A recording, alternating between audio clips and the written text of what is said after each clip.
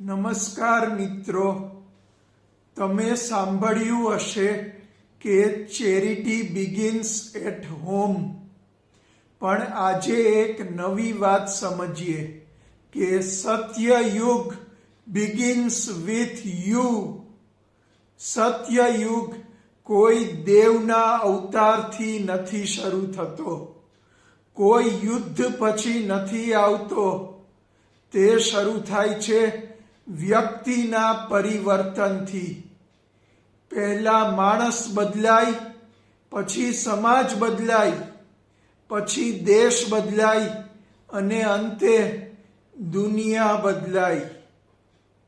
જો એક માણસ સત્યથી જીવવા લાગે, ન્યાયથી વિચારવા લાગે અને માનવતાથી વર્તવા લાગે, તો સમજો સત્યયુગ ત્યાં જ શરૂ થઈ ગયો.